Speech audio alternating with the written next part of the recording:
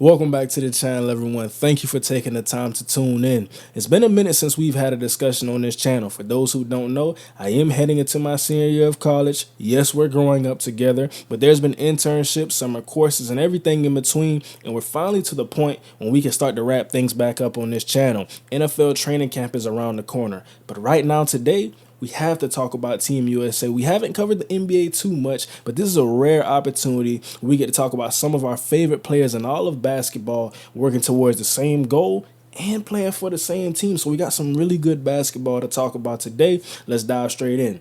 Team USA defeats Canada in the first game of the USA Basketball Showcase 86-72. Anthony Edwards led the team in scoring with 13 points on 5 of 10 shooting, 1 of 2 from the three-point line. Anthony Davis had a magnificent game. 10 points, 5 of 9 from the field, 11 rebounds, 2 steals, and 4 blocks. Then we go to Stephen Curry. Really showed us some great things in the second half, gave the team a spark, had 12 points, 4 of 7 from the field, 3 of 6 from the three-point line, and added in 3 assists. So I want to talk about how we're going to talk about this team and how we're going to talk about really what we learned about Team USA. We're going to talk about the lineups that we saw.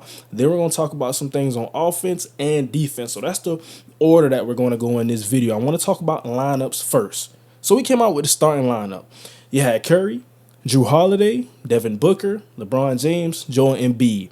And really heading up into this, when we saw the practices, when we saw everything going into the game, a lot of people question what would be the starting lineup. We know we had no Kevin Durant. He's dealing with the calf injury. But I think really with Drew Holiday and what we saw from this basketball team, we're going to talk about specifically offensively. What do we see from that first unit? I think you see a team that obviously needs Drew Holiday as that combo guard besides Stephen Curry because he brings you that perimeter defense. This is a basketball team, especially at the guard position, where you talk about point of attack defenders lacking quickness. Stephen Curry, not your best point of attack defender. Devin Booker, not your best point of attack defender. So you're bringing Drew Holiday. He bridges that gap there. And that's why I think Derek White is really a great addition to this basketball team. Not only does he add perimeter defense, he gives you that foot quickness at the point of attack, but he can also facilitate the offense if he needs to. We saw some guys like Anthony Edwards, Tyrese Halliburton coming with that second unit. We're going to get to that as well. But I think really just having Drew Holiday,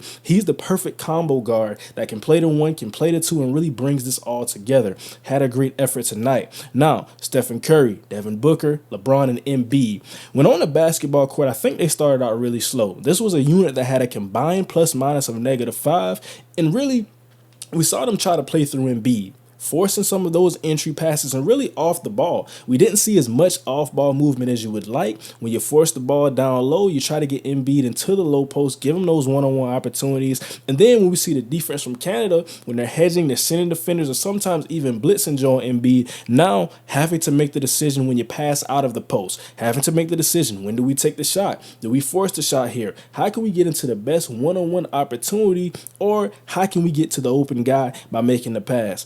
I think what we saw and kind of what we could have expected with this basketball team, because they're such a great basketball team, they have all of these talented players, it's going to be a maturation process. They're not all going to come out here and say, okay, now I'm just going to be the guy, I'm going to take over.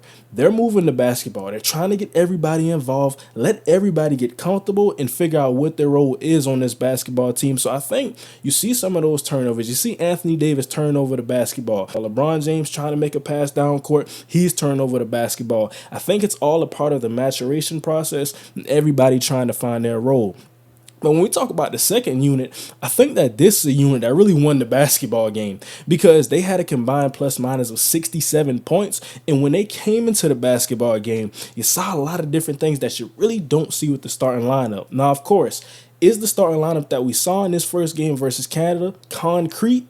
We can't say that just yet. But I think the second unit that we had, Halliburton, Anthony Edwards, Jason Tatum, Bam Adebayo, and Anthony Davis, it gives you a lot on defense. And you also have some guys who can penetrate and get to the rim is what we saw. We're going to talk about that. So when we talk about how the second unit came into the basketball game, I think Anthony Edwards really proved to be very comfortable. We saw the high pick and roll with Anthony Davis. He was getting to his shot. He was getting downhill, getting to the rim. Or sometimes he makes the pass. He dumped it down on one time, one pick and roll to Bam Adebayo. He dumped it down one time to Anthony Davis. So it's all about, okay, How can we be a playmaker here? How can I get into my shot and how can I be comfortable? He really facilitated for the second unit most of the time. Then we saw Tyrese Halliburton when he got the basketball.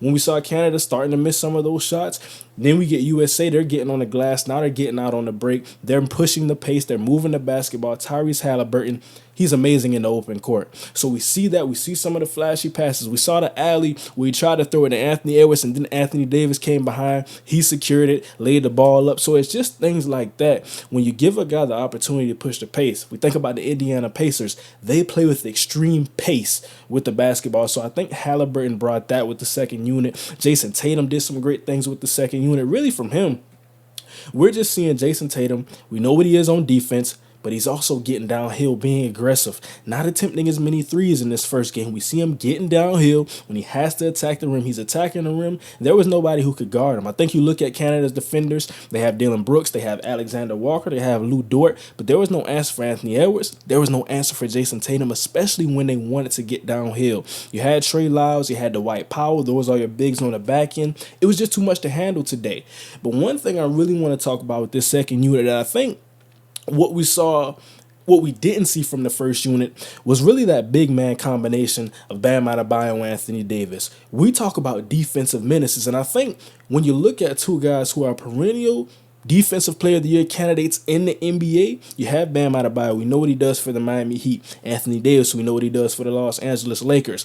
What we saw with that second unit, they're switching everything. So when you have those pick and rolls, or you have Shea try to get into an isolation, Canada had a lot of off-ball movement. That's why we saw some of those backdoor cuts. That's why we saw some guys running wide open. But when you have that second unit that you have with those switchable bigs, Anthony Davis can guard anybody in that lineup. Bam Adebayo can guard anybody in that lineup. So they're switching everything. And then you have Anthony Edwards. Tyrese Halliburton played good defense tonight. And then also you have to think about it, Jason Tatum. He's running 6'9", 6'10". So we know what he brings on the wing and on the perimeter. I thought that was a great defensive unit and something that really got them into the basketball game. Now, I'm not going to act like it was all great defensively because I think for Canada, they really had a great scheme. They had great opportunities to get shots and get points, but they were missing a lot of the threes. I think they shot less than 35% from the field combined.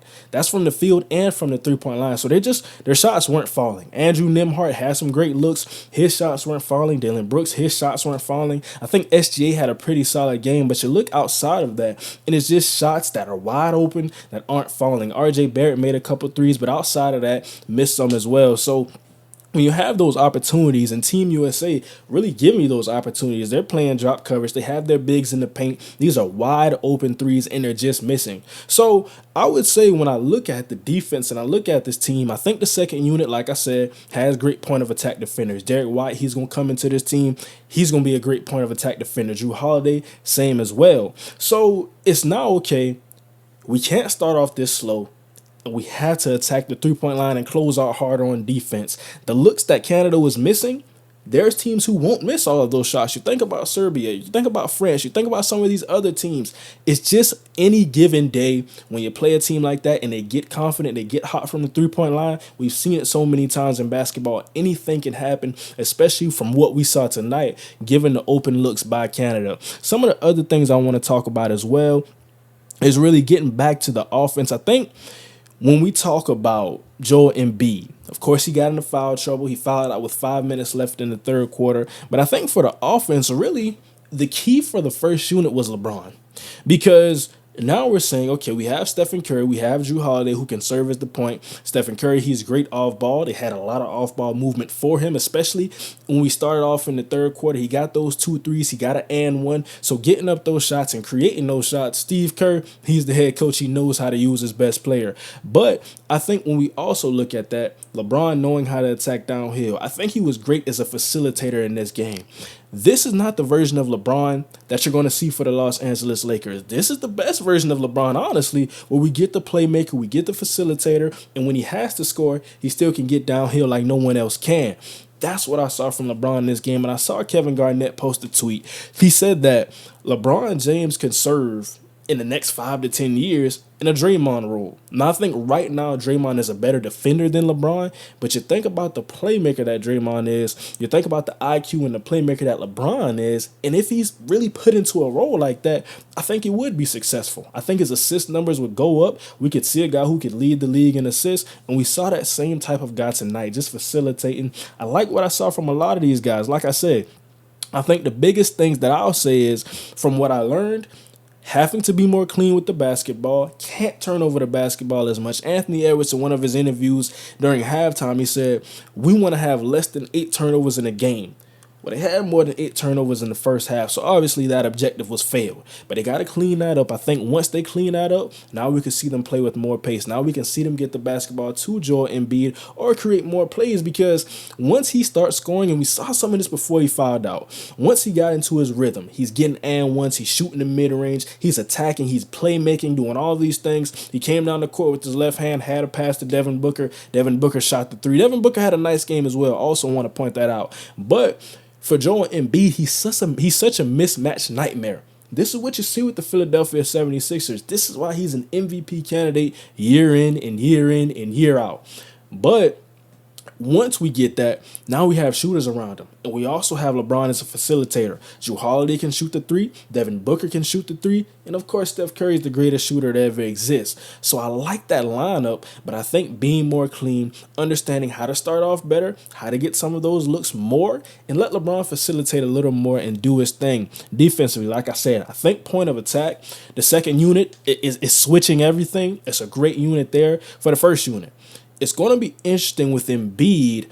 How do they defend the pick and roll? Do you want Jrue Holiday as your pick and roll defender? He's the point of attack guy. You let Embiid play drop coverage, because I saw some of that, and then you're just giving up open threes. Shai Gilgeous has some open threes. Andrew Nembhard has some open threes, but like I said, in this game, they just weren't capitalizing. It's really important for that, but you have Kevin Durant. He's going to be healthy. Derek White's going to come to this team.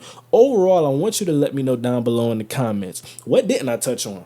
What did you see? What are some of the things that I said that you agree with? And do you like this version of Team USA basketball? I think we have a bright future. I think this was a good first game. Like I said, it was the first game. They haven't been practicing that long. So the turnovers, some of the things we saw, some of the sluggishness, it was to be expected. Nobody expected them to come out here, have a flawless performance, no turnovers, making all their threes, running their plays and sets to perfection. We didn't expect that in the first game, but I think we saw some good things and showed a lot of promise. That's going to wrap it up for today's video. Please let me know down below in the comments what you think about this team. And also, I want to give a sincere thanks for finally hitting that milestone of 10,000 subscribers. This is the first video I dropped since I hit 10,000 subscribers. And I just want to give an extreme thanks. Like I said, as a guy going into his senior year of college, this means the world to me. You guys mean the world to me. We're a family. Through everything I've been through, you guys have been there, and I know you're going to be down there below in the comments after I drop this video. Excited to talk about Team USA basketball.